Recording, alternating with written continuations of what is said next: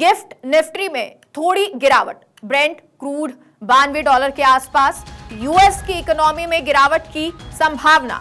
तो आज का बाजार और उसी से जुड़ी हुई ये बड़ी जानकारी आपको दे रहे हैं। यूएस की इकोनॉमी में गिरावट की संभावना है।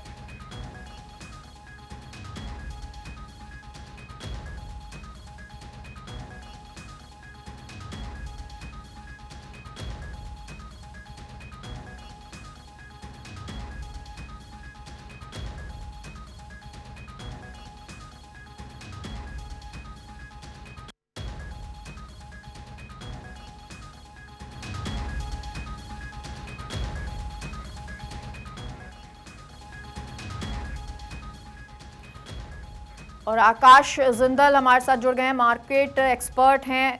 आकाश, ब्रेंट क्रूड $92 के आसपास है, यूएस की इकोनॉमी में गिरावट की संभावना। यह देखिए, यूएस की इकोनॉमी में क्लियरली दिख रहा है कि डाउनफॉल दिख सकता है। कारण क्या है? Firstly, as you rightly point out, Brent crude बहुत हाई चल रहा है।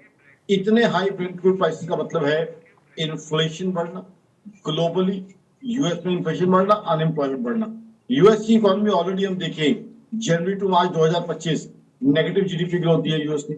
उससे पहले रशिया यूक्रेन वॉर के स्टार्ट के बाद 2 क्वार्टर तक यूएस ने नेगेटिव जीडीपी ग्रोथ दी है। तो यूएस की इकोनॉमी आज जो है स्लो डाउन का शिकार है। ठीक है, एआई उनकी इकोनॉमी के लिए अच्छा है, बट अदरवाइज दिक्कतें आ रही है। हाँ, हिंदुस्तान की इकोनॉमी बहुत अच्छी चल रही है। हमारे यहाँ शुगर प्राइसेस बढ़ी हुई है, ऑनियन प्राइसेस बढ़ी हुई है, उसके बावजूद डिमांड और कंजम्पशन में कोई कमी नहीं आ रही। यानी डिमांड और कंजम्पशन, मेरी ऑर्गेनाइजेशन आकाश.in और मेरा आकाश का मानना है रेजिलियंट है, बॉइंट है। वही हिंदुस्तान की इकोनॉमी की सबसे बड़ी स्ट्रेंथ है।